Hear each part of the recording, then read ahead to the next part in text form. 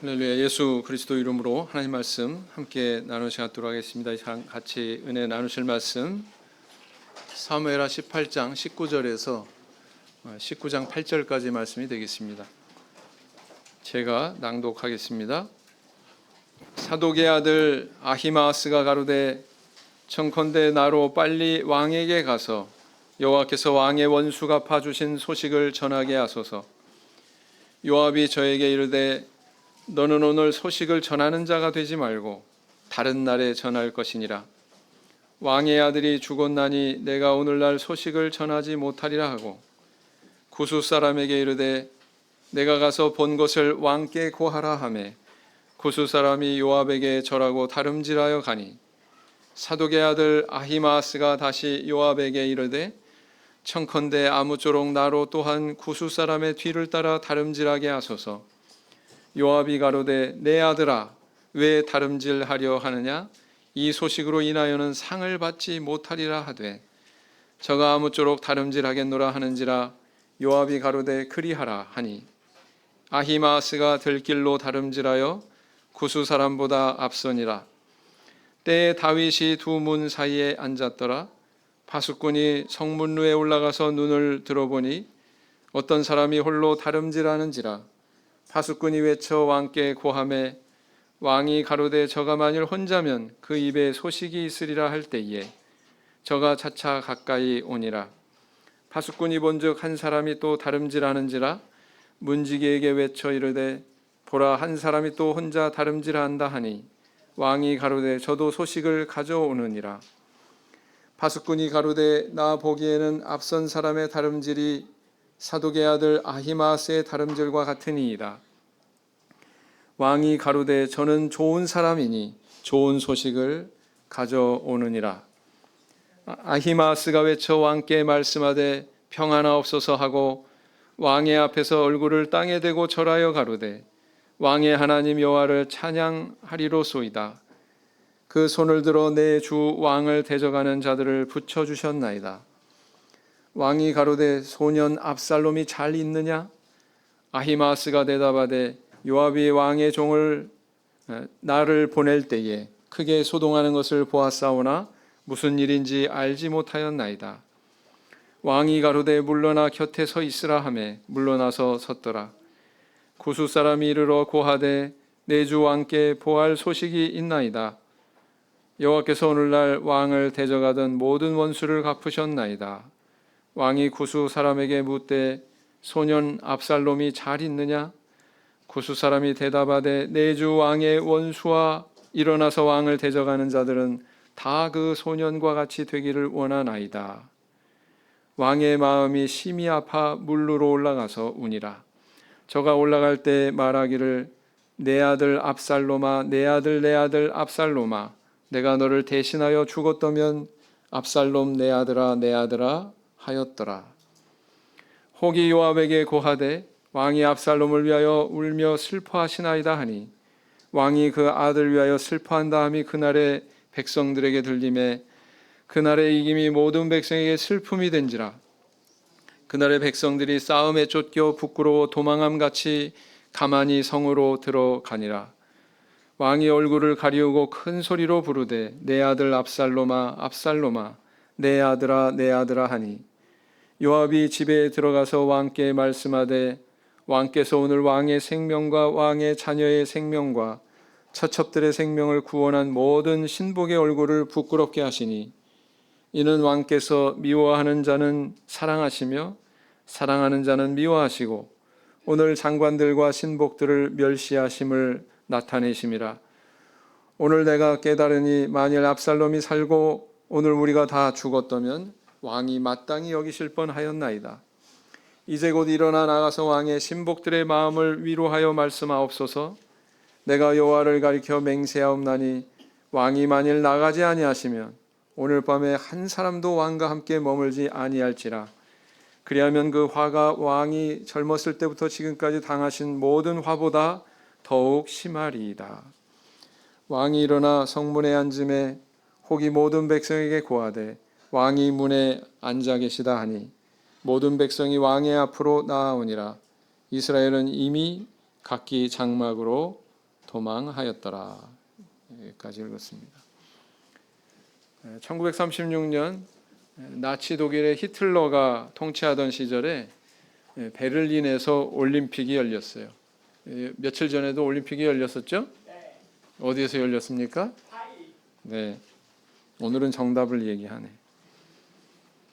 그 올림픽의 마지막 꽃이라고 하는 그런 경기가 마라톤인데, 그 마라톤에 일장기를 가슴에 달고 출전한 조선인 선수들이 있었습니다. 그리고 자랑스럽게도 각각 1위, 3위에 이렇게 골인을 해서 시상대에 오르게 됐죠. 그 두 사람이 시상대에 올랐을 때 머리에 이제 월계관이 씌워지고 목에는 금메달, 동메달이 각각 이렇게 걸려지게 됐습니다. 그런데 바로 그 순간에 두 선수의 표정과 태도를 지켜보던 주변에 있던 군중들이 매우 당혹스러워했다라는 것입니다. 왜냐하면 기쁨과 환희에 찬 표정으로 막 뭐 V자를 그리면서 뭐 사진 촬영한다거나, 그죠? 막 이렇게 들뛰면서 이렇게 즐거워하는 모습이 아니라 고개를 푹 숙이고 마치 초상당한 그런 슬픈 표정으로 그 자리에 서 있더라는 것입니다.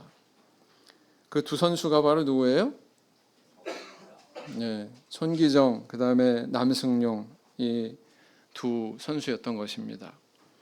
우리는 인생을 살아가는 데 있어서 기뻐할 만한 어떤 상황이 오히려 슬픔이 되기도 하고, 반대로 슬퍼할 만한 그런 상황인데 그것이 오히려 또 기쁨이 되는 그런 경우도 있죠.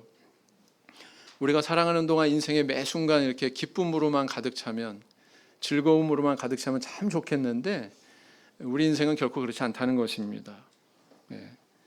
그러나 우리가 어떤 고통을 당하고 어려움을 당한다고 할지라도 우리에게 소망이 있는 것은 이 땅에서 아무리 슬픈 현실을 만나더라도 그것은 아무것도 아니다. 왜냐하면 우리에게 장차 하나님께서 허락하신 저 영원한 하늘나라에 들어갈 그런 약속이 있기 때문이죠.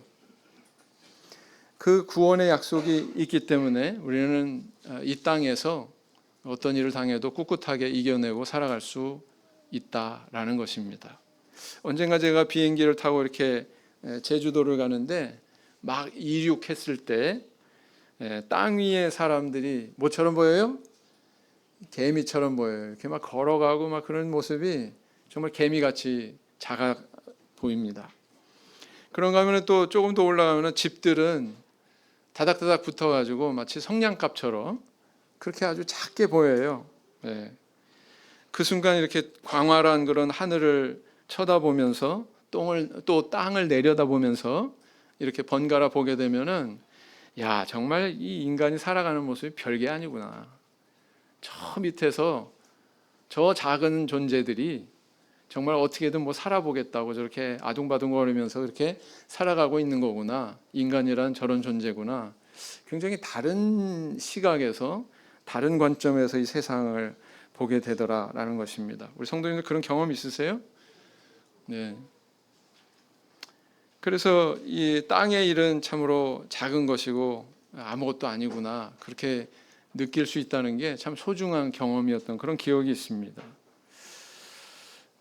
그래서 우리가 이렇게 하늘을 바라보면 이 땅에서의 우리의 경험하는 것이 어찌 보면은 작게 느껴지고 대수롭지 않게 느껴질 수 있다는 거죠. 히브리서 10장 39절 말씀 보시겠습니다. 히브리서 10장 39절 말씀을 보시겠습니다.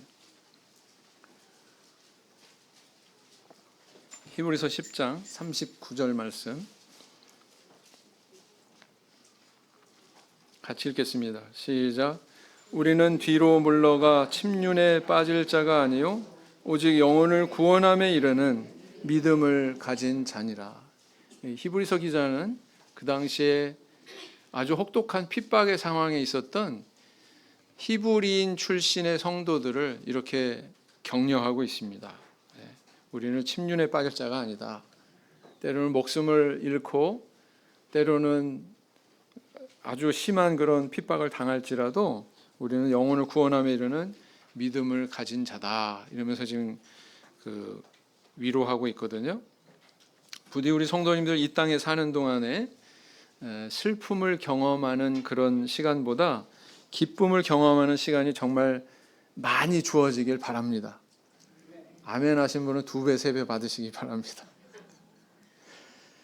그런데 그거보다 더 중요한 것은 뭐냐면은 우리가 하나님을 믿는 신앙을 잃지 않고 이 땅을 살아가는 동안에 그 신앙을 굳건히 붙들어서 영원한 천국에 들어가는 것이죠.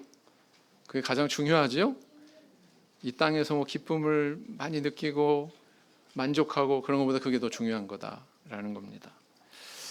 우리는 이 땅의 삶 속에서 어떤 일들을 경험하고 있습니까? 그리고 그것은 내가 영원한 천국에 이르는 데 있어서 어떤 가치를 담고 있을까요? 오늘은 이 영모한 무리와의 전쟁에서 승리함에도 불구하고 아들의 죽음 때문에 통곡해야만 했던 이 다윗의 기사를 통해서 함께 생각하고 은혜를 나눠보고자 합니다. 자, 압살롬의 죽음과 더불어서 이제 이 영모의 사건은 종결이 됩니다. 다윗이 전쟁에서 승리한 것이죠. 그리고 이 전쟁터에 이런 소식을 전하기 위해서 요압으로부터 전령이 파송이 됩니다. 근데 흥미로운 점은 뭐냐면 한 명이 아니라 몇 명이에요? 2명이에요. 그러면 다른 소식을 전하기 위해서 보내졌나요? 그렇진 않아요. 똑같은 소식을 전하기 위해서 보내졌습니다. 그런데 결과적으로는 아히마아스는 전쟁에서 승리했습니다.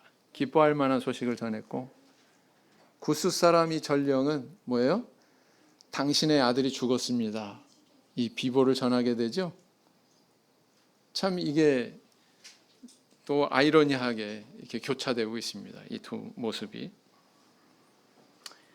다윗은 뒤에 도착한 구스 사람에게 묻습니다. 아니 그 이전에 아히마아스에게도 물었죠.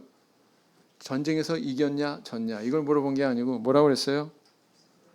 소년 압살롬이 잘 있느냐? 무사를 묻습니다. 그리고 모르겠습니다. 그랬더니 뒤에 도착한 구스 사람에게 다시 또 묻습니다. 그랬더니 이 사람이 뭐라고 대답해요? 왕을 대적하는 자는 다 그 소년같이 되기를 원합니다. 그 이야기를 듣고는 압살롬이 죽었구나. 다윗은 그 사실을 깨닫고는 눈물을 흘리면서 통곡을 하게 되죠. 그러자 백성들은 승리의 기쁨을 표현하지도 못하고 마치 죄 지은 것 마냥 성 안으로 조용히 사라집니다. 이런 모습을 지켜본 요압은 다윗의 이런 행동에 대해서 지적을 하고 나서죠. 그제서야 이제 다윗 왕은 정신을 차리고 백성들을 돌아보게 되었다. 왕이 복직에 대한 일을 도모하게 되었다라는 것이 바로 오늘 본문하고 이어지는 내용입니다. 우리 성도님들 이 다윗의 이런 일생을 거의 다 이제 살펴보셨어요. 이후에는 별다른 사건이 없습니다. 다윗이라고 하는 인물의 인생에 대해서 이렇게 살펴보고 어떤 느낌을 가지십니까? 어떤 생각을 하시나요? 성경은 뭐 그에 대해서 성군이다. 뭐 다윗과 같은 그런 하나님 앞에 신실한 사람이 없다. 뭐 하나님 마음에 합한 사람이다. 뭐 이렇게 아주 영광스러운 그런 수식어가 붙는 인물이지만 사실 그의 인생사를 이렇게 조명해 보면 저는 그렇게 생각해요. 정말 성경에서 제일 불쌍한 사람이다. 성경에서 제일 불쌍한 사람이다. 다윗이. 왜 그렇습니까? 지금까지 우리가 살펴본 내용을 한번 되새겨보자고요. 사울 왕의 살해 위협을 피해서 10년 동안 정말 죽을 힘을 다해서 살고자 도망자 생활을 했습니다. 그러고서는 이제 어렵게 이제 온 이스라엘을 통치하는 그런 임금의 자리에 오르게 됐죠. 그렇게 왕위에 오른 것도 잠시 오래지 않아서 밧세바라고 하는 여인을 범하게 되고 그의 남편 또 우리아를 살해하게 됩니다. 이런 죄를 저지르고 나서 그를 향해서 시작된 하나님의 징계는 너무나도 매서웠죠. 징계의 내용은 뭐였습니까? 밧세바가 낳은 첫 아기가 죽습니다. 장남 암논이 배다른 딸 다말을 범합니다. 이것 때문에 또 압살롬이 이 암논을 살해했죠. 도망했던 이 압살롬이 집에 돌아오도록 그렇게 용납해 줬더니 이제는 사람들의 마음을 사가지고 아버지한테 칼을 겨누고 지금 달려듭니다. 자기가 왕이 되겠다고. 그래서 또 그 일환으로 백주대낮에 아버지의 후궁들을 범하게 되죠. 결국 다윗은 어떤 경험을 했어요? 자녀 셋이 죽고 그 중에 한 녀석은 아버지를 욕되게 하고 아버지를 죽이겠다고 이렇게 달려드는 그런 경험을 한 거예요. 완전히 폐륜하잖아요. 이런 경험을 한 인물이 다윗이었다라는 것입니다.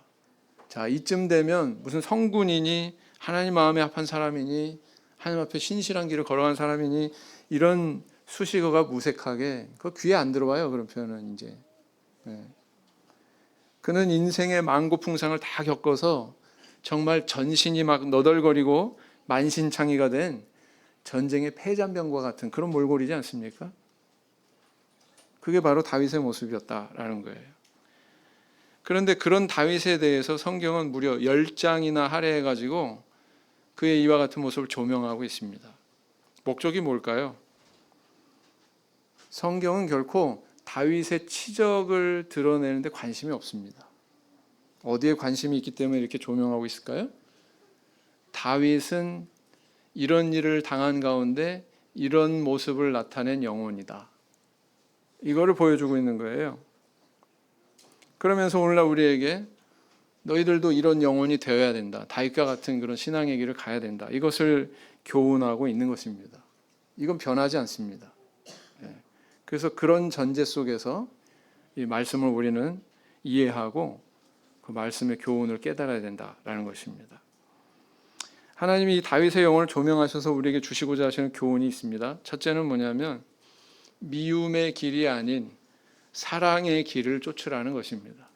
미움의 길이 아닌 사랑의 길을 쫓으라는 것입니다.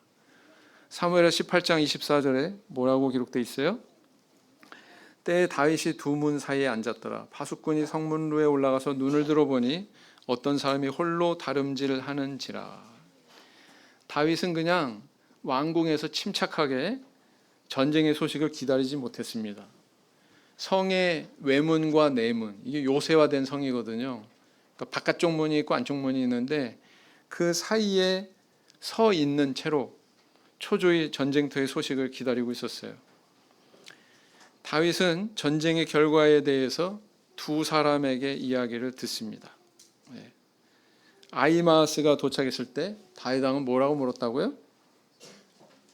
다윗은 전쟁이 어찌 됐냐? 이겼냐? 졌냐? 이렇게 안 물어봤어요. 뭐라고 물어봤어요? 소년 압살롬은 잘 있느냐? 이렇게 물었습니다. 아히마아스가 모른다고 대답하니까 뒤에 온 굿스 사람에게 또 뭐라고 물었습니까? 야, 전쟁에서 이겼냐 졌냐? 그건 이미 알았잖아요. 아히마아스가 다름질하는 모양만 봐도 다윗은 알았단 말이에요. 그건 관심사가 아니고 또 뭐라고 묻습니까? 동일하게 묻습니다. 뭐라고요? 소년 압살롬이 잘 있느냐? 이렇게 또 묻습니다. 그런데 왕을 대적하는 자들은 그 소년과 같이 되기를 원하나이다. 이 대답을 듣고는 압살롬이 죽었다는 사실을 확인하고 그는 통곡하기 시작합니다. 이로 보건대 다윗의 관심은 전쟁의 승패에 있지 않았어요. 다윗의 관심은 오로지 어디에 모아져 있었어요? 압살롬의 무사 여부에 모아져 있었습니다. 그래서 아히마아스의 음성은 귓전에도 들어오지 않았고 압살롬의 죽음의 소식을 전한 구스 사람의 음성에 그는 눈물을 흘렸던 것입니다. 다윗 왕은 비록 이 아들이 패륜하고 아버지를 가장 모욕했고 가장 괴로움을 끼친 정말 송곳 같은 가시 같은 그런 존재였지만 그 아들에 대한 미움이 아니라 사랑으로 인해서 오열하고 통곡했다는 것입니다. 다윗은 바로 이런 영혼을 가진 사람이야. 성경은 이걸 우리한테 보여주고 있는 것입니다. 예수님이 이 땅에 오실 때 유대 나라를 통치하던 왕이 있었어요. 그도 역시 다윗처럼 왕이었습니다. 그를 일컬어서 뭐라고 그러냐면 헤롯 대왕 이렇게 얘기합니다. 헤롯 대왕. 여러분, 예수님 가족이 애굽으로 피난한 가운데 2살 아래 아기들을 전부 다 학살해서 죽인 임금이 바로 이 왕입니다. 헤롯 대왕입니다. 그런데 이 헤롯 대왕이 왜 이런 일을 행했을까요? 왜냐하면 나이 70이 되었는데도 꺾일 줄 모르는 권력욕 때문이었습니다. 그에 대한 기록을 보면 나라 곳곳에 첩자들을 심어놨다고 그래요. 혹시라도 영모와 모반을 획책하는 녀석들이 있나?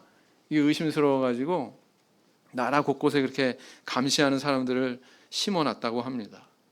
그리고요, 또 자기가 암살 당할 것을 걱정해가지고 절대로 일반 대중 앞에 뭐 손 흔들면서 이러면서 환호하고, 트럼프처럼 뭐 이렇게 연설하고 그러려고 앞에 나서고 그런 적이 없단 말이에요. 왜냐하면 자기가 무슨 봉변을 당할지 모른다는 불안감 때문에 그렇게 행동했다는 것입니다. 정말 병적으로 권력에 집착하고 정말 병적으로 자기의 안전에 대해서 이렇게 행동했던 이 사람은 결국 어디서 사고를 치느냐? 가족 안에서 사고를 치죠. 자기 아내와 두 왕자가 영모를 꾀했다고 하는 그런 죄목을 뒤집어 씌워가지고 그들을 죽입니다. 자기 권력욕 때문에, 아주 병적인 그런 집착증 때문에 자기 아내와 두 아들을 죽인단 말이에요. 그게 역사 속에서의 헤롯 대왕의 만행이었습니다. 여러분, 이 헤롯 대왕의 영혼과 다윗을 비교하면 어때요? 전혀 상반되죠? 네. 다윗을 보십시오. 이 사람은 헤롯 대왕과는 전혀 다른 영혼을 가졌구나라는 걸 알 수 있습니다. 만약에 헤롯 대왕 같은 그런 영혼을 가진 사람이었다면 다윗은 어떠했을까요? 압살롬의 죽음의 소식을 전하고 저 죽어 마땅한 놈, 그리고는 다시 그 돌을 걷어내고 그 시신을 또 다시 또 어떻게 해코지했을지도 모르겠어요. 그래서 아주 본때를 보여가지고 백성들한테 이제 2번 다시는 자기한테 도전 못하게, 뭐 그럴 수도 있지 않았겠습니까? 만약에 헤롯 대왕과 같은 영혼을 가진 사람이라면. 그런데 다윗은 어떠했어요? 그는 왕이기 이전에 아버지였습니다. 아무리 극악무도한 페류나라도 그로 인해서 아파하고 통곡하는 모습을 보게 되죠. 사실 이 다윗의 이런 모습 안에 하나님의 모습이 투영이 되어 있는 겁니다. 다윗의 영혼은 하나님을 닮아 있는 거예요. 물론 범죄하지 않은 순간에, 범죄하지 않는 모습 안에 이런 다윗의 모습은 바로 하나님의 모습을 투영하고 있습니다. 마치 하나님께서 범죄한 아담에게 에덴 동산에서 그냥 쫓아내지 않으셨어요. 어떻게 하셨어요? 가죽옷을 지어 입히셨어요. 그리고 또 그렇게 범죄하자마자 하나님께서는 여자의 후손을 통해서 이 인류를 구원하실 아담의 후예가 구원받을 계획을 세우셨습니다. 그 여자의 후손이라고 표현된 창세기 기록에 그 여자의 후손은 누구를 가리키는 거예요? 사실은 예수 그리스도를 가리키는 겁니다.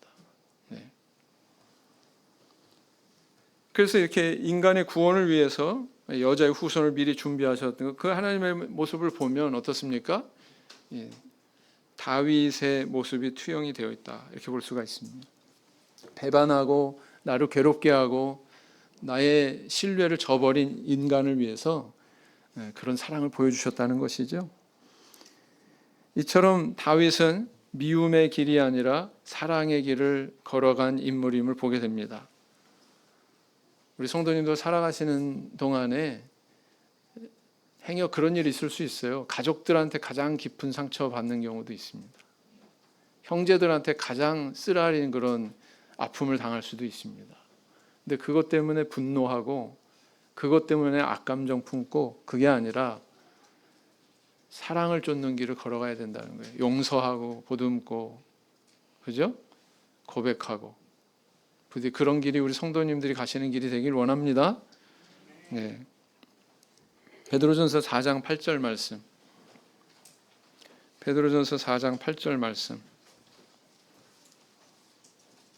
베드로전서 4장 8절 같이 읽겠습니다. 시작. 무엇보다도 열심으로 서로 사랑할지니 사랑은 허다한 죄를 덮느니라 그랬어요. 자, 두 번째, 어떤 교훈을 주고 있습니까? 자기 죄를 통회하는 길을 가라는 것입니다. 남의 작은 죄에 대해서 관심 두지 말고 남의 잘못에 대해서 더 눈 부릅뜨고 쳐다보지 말고 나의 책임에 대해서, 나의 죄를 통회하는 것에 대해서 더 관심을 둬라라는 것입니다. 사무엘하 18장 33절을 보시면 왕의 마음이 심히 아파 물루로 올라가서 우니라. 저가 올라갈 때 말하기를 내 아들 압살롬아, 내 아들 압살롬아, 내가 너를 대신하여 죽었다면 압살롬 내 아들아 하였더라. 이 33절 이 한 구절 안에 내 아들이라는 표현이 몇 번이나 나와요? 무려 5번이 나옵니다. 이 다윗이 얼마나 깊이 자기 아들에 대해서 아파하고 통곡했는지를 여기에서 느낄 수가 있죠. 또 이렇게 통곡하면서 이야기합니다. 내가 너를 대신하여 죽었다면 차라리 나 자신이 죽는 것이 더 낫겠다. 이게 다윗의 심정이었다는 거예요. 우리는 나단 선지자가 다윗에게 건넨 말을 이미 잘 알고 있습니다. 나단 선지자가 회개하는 다윗에게 뭐라고 말했죠? 여호와께서도 당신의 죄를 사하셨으니 당신이 죽지 아니하려니와 그랬어요. 당신이 삽니다. 이렇게 선언했다는 거예요. 이 선언대로 다윗은 죽지 않았습니다. 그런데 지금 압살롬이 죽은 이 마당에 그 앞에서 뭐라고 그래요? 차라리 내가 죽고 말겠다. 이렇게 이야기하고 있습니다. 여러분, 이건 뭘 지금 우리에게 조명하고 있는 걸까요? 성경이 우리에게 뭘 가르쳐주고 싶어 하는 걸까요? 다윗은 밧세바가 낳은 첫 아기가 죽었을 때 막 눈물을 뿌리면서 야, 내가 너를 대신하여 죽었다면 그 갓난아기의 시신 앞에서 이렇게 말하지 않았습니다. 압살롬이 암논을 죽였어요. 암논이 죽었을 때 그 시신 앞에서 야, 암논아, 내가 너를 대신하여 죽었다면 이렇게 말하지 않았습니다. 그런데 압살롬이 죽었을 때 비로소 그는 이 대사를 하고 있는 거예요. 이 말을 하고 있는 거예요. 내가 너를 대신하여 죽었다면 이렇게 말하고 있다는 것입니다. 자, 이것으로 봐서 아주 단순하게 생각한다면 다윗 왕은 갓 태어난 아기보다 또 장남인 암논보다 압살롬을 더 사랑했습니까? 그걸 보여주려고 지금 이 과정을 밟고 있는 걸까요? 그렇지 않습니다. 성경은 그걸 보여주려고 이렇게 기록하고 있는 게 아니에요. 내가 너를 대신하여 죽었다면, 이 말을 압살롬의 죽음 앞에서 다윗은 비로소 내뱉습니다. 이 말의 의미는 뭡니까? 내가 너를 대신하여 죽었다면. 이 모든 일이, 지금까지 전개된 이 모든 일들이 사실은 자기 죄 때문이라는 거예요. 자기의 책임을 고백하고 있는 겁니다. 그래서 다윗은 이 자리에 이르기까지 태도의 변화가 있었다, 이렇게 볼 수가 있습니다. 밧세바가 낳은 아이가 죽었을 때 죽기 전에는 막 금식하고 살려달라고 하나님 앞에 매달리더니 죽고 났는데 어떻게 됐어요? 어떻게 행동했습니까? 몸을 씻고 기름을 바르고 옷을 갈아입었습니다. 암논이 죽었을 때 어떠했습니까? 분노하기만 했지 아무런 자기 책임에 대한 자각이 있어요, 없어요? 그런 표현을 한 적이 있어요, 없어요? 없어요. 그런데 압살롬이 죽었을 때 비로소 자기 죄와 그 죄 때문에 빚어진 모든 상황에 대한 책임을 주목하고는 이 이야기를 하고 있는 거예요. 사실은 죽어야 될 사람은 나였구나. 이건 다 내 책임이었어. 내가 원인 제공자야. 다 나 때문이구나. 이렇게 지금 통회하고 있었던 것입니다. 이처럼 성경은 통회하는 다윗의 모습을 보여주기 위해서 이렇게 이야기를 이끌어가고 있는 것입니다. 이 통회하는 다윗의 모습을 통해서 우리에게 교훈하시는 바가 뭐예요? 하나님께서는 이런 영혼의 모습을 원하신다는 거예요. 이런 영혼의 모습을 원하신다는 거예요. 아까 그 베를린 올림픽 메달리스트 두 사람 이야기를 했죠. 만약에 송기정, 남승용 두 선수가 시상대에서 얼굴에 그냥 만면의 미소를 띠고 막 웃음 지으면서 승리의 막 기쁨의 그런 환호성을 막 지르고 그랬다면 그들 가슴 속에는 아마 조국이란 단어는 없었을 겁니다. 그들 가슴에 나는 조선 사람이야 라고 하는 정체성은 없었을 거예요. 그들은 고개를 떨구고 침통한 그런 표정을 지었기 때문에 그들 가슴 속에 무엇이 있는지를 알 수가 있는 겁니다. 매년 이 초가을에 찾아오는 태풍이 있죠. 사람들에게는 생명의 위협과 큰 재산의 손실을 가져옵니다. 그런데 이 태풍에는 사람들이 잘 알지 못하는 감춰진 유익이 있어요. 그 유익이 뭐냐면 바다의 적조 현상을 없애줍니다. 태풍이요. 그래서 이 적조 현상을 없애줘야만 이제 양식업을 우리가 할 수 있는 거거든요. 적조 현상은 말하자면 바닷물이 오염되는 거예요. 근데 그것을 정화시켜 주는 게 태풍이라는 거죠. 바닷속의 용존 산소량을 높여가지고 결국은 바다를 정화시키는 아주 그런 놀라운 효과가 태풍에 있다는 것입니다. 여러분, 우리한테 때로는 목숨의 위협을 끼치고 재산상의 손해를 끼친다고 해서 태풍이 소용없습니까? 태풍이 세상에 없어야 될까요? 아니요, 그건 인간만의 관점에서의 이해예요. 필요한 겁니다. 우리는 이처럼 인생길에서 태풍같이 치명적인 어떤 그런 고통과 어려움의 상황이 있을지라도 사실은 그 안에 감추어진 우리 하나님의 뜻이 있다는 거예요. 다윗에게도 역시 그러했다는 것입니다. 그래서 이 우리의 영혼이 병들게 되는 그런 불상사를 하나님께서 막으시는 거예요. 사실 이 다윗의 영혼에 있는 불순물을 하나님께서 제거하신 겁니다. 그 과정이었다는 것입니다. 그것이 어떻게 실현이 됐어요? 다윗의 통회함을 통해서 실현이 된 거예요. 그래서 예수님께서도 이렇게 산상보원에서 이런 말씀하셨잖아요. 애통하는 자는 복이 있나니 저희가 위로를 받을 것이며. 하나님께서 우리에게 원하시는 것은 우리의 영혼입니다. 부디 다윗처럼 하나님 앞에 애통하고 통회하는 영혼이 되시는 저 우리 성도님들 되길 원합니다. 전도서 7장 3절 말씀 같이 읽겠습니다.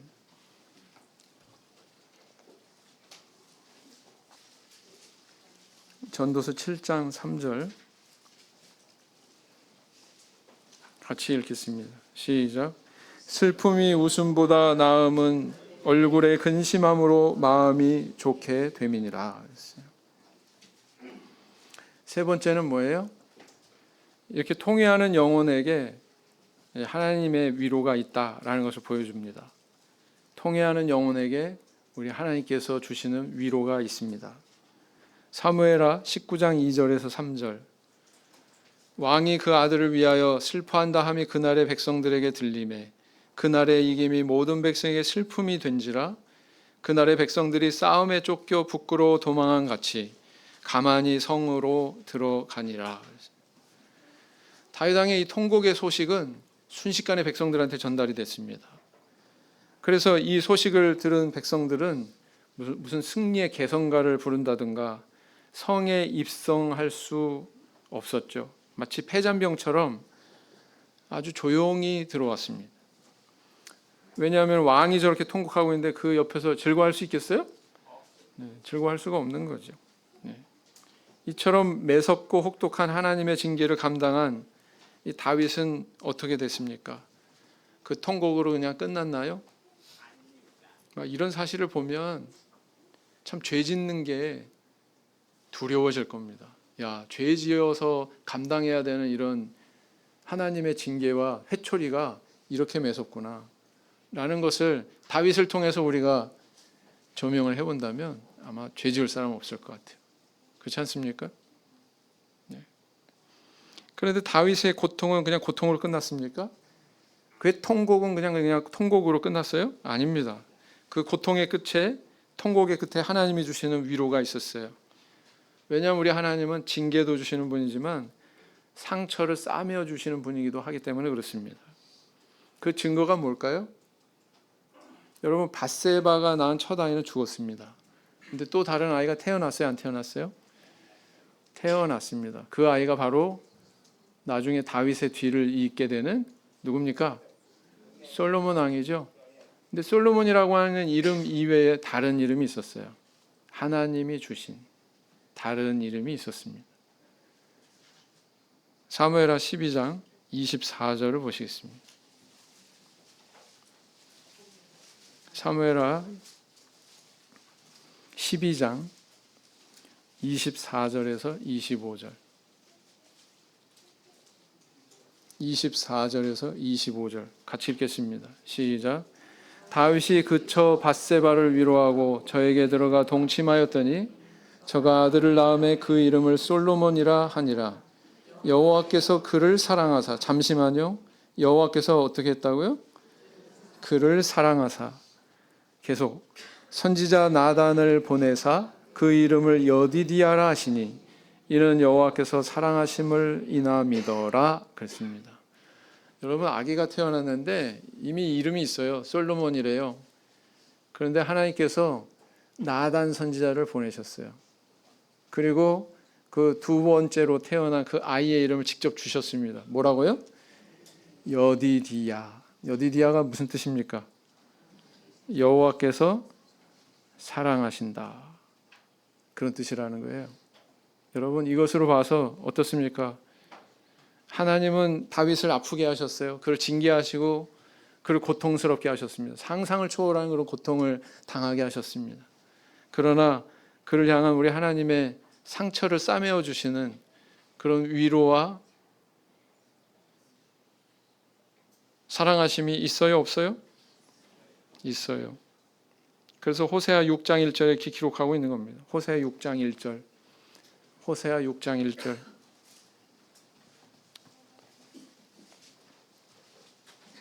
호세아 6장 1절.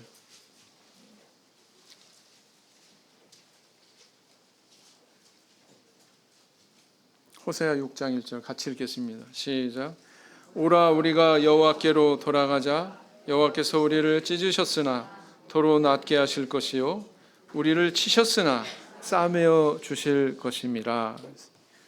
고물상을 운영하는 부모가 있었습니다. 그리고 부모 스라에는 아들이 하나 있었는데 어느 날 이 아들이 아주 고급 브랜드 청바지를 입고 들어오더라는 거예요. 아버지는 생각하기를 저 녀석이 내가 주는 용돈으로는 저런 옷을 못 사는데 저거 어디서 났을까? 아들을 다그쳐가지고 너가 어디서 났냐고 출처를 물었습니다. 그랬더니 아들이 이실직고하기를 버스 정류장에서 다른 사람의 손지갑에 손을 댄 거예요. 그걸 실토했습니다. 아니, 내 아들이 남의 돈을 훔치다니. 아버지는 충격을 받고 그 자리에 털썩 주저앉고 말았습니다. 그리고는 환경이 어렵다고 이렇게 잘못된 길로 빠져서는 안 된다. 아들한테 그렇게 이야기하고는 손을 붙들고 경찰서로 갔습니다. 그래서 경찰 조사를 받는데 조사 과정에서 이 아들이 여죄가 있다는, 비행이 있었다고 하는 것이 추가로 밝혀졌어요. 그래가지고 이 아들이 법정에 서게 됐습니다. 아버지는 며칠 안에 그 일로 마음을 아파하다가 그만 심장마비로 세상을 떠나고 말았습니다. 재판날 법정에는 어머니만 홀로 서 있었죠. 어머니가 울먹이면서 말했습니다. 남편의 뜻대로 올바른 사람 되도록 저 녀석을 엄한 벌을 내려주세요. 이렇게 얘기를 했다는 것입니다. 아들은 그 앞에서 눈물을 흘렸어요. 통곡을 했습니다. 법정은 숙연해졌고 드디어 이제 판사의 판결이 선고가 됐습니다. 불처분입니다. 꽝꽝꽝. 뜻밖의 판결에 사람들이 웅성거릴 때 판사는 이유에 대해서 이렇게 말했습니다. 우리는 이처럼 훌륭한 아버지의 아들을 믿습니다. 오늘날 우리 성도님들 하나님 앞에 어떤 인생의 길을 걸어가고 계십니까? 그로 인해서 또 어떤 기쁨과 어떤 슬픔을 경험하고 계시나요? 눈물 흘릴 일입니까? 아니면 기뻐하면서 웃을 일인가요? 분명한 것은 그것에 대한 나의 태도가 내가 어떤 영혼이다라는 것을 반영한다는 것입니다. 성도님들, 부디 이 땅에서 사는 동안에 슬픔과 통곡보다 기쁨과 웃음이 넘치는 그런 시간이 많기를 기원합니다. 네, 정말 그러기를 기원합니다. 그러나 혹시 그렇지 않더라도 나 때문에 뭔가 빚어진 인생의 질곡이나 타인 때문에 혹시라도 빚어진 그런 인생의 굴곡이 있더라도 우리는 어떤 길을 가야 될까요? 다윗이 보여주고 있어요. 다윗과 같은 그런 영혼으로 발견되기를 원합니다. 미움보다 사랑의 길을 쫓고 남보다 내 책임을 먼저 주목하고 통회할 줄 알고 결국 그런 통회함으로 하나님께 위로받고 격려받는 저와 우리 성도님들 되길 원합니다. 그러한 영혼을 소유하셔서 저 영원한 천국의 하늘나라에 이르는 저와 우리 성도님들 되시기를 예수님 이름으로 기원드립니다. 묵상 기도하시겠습니다.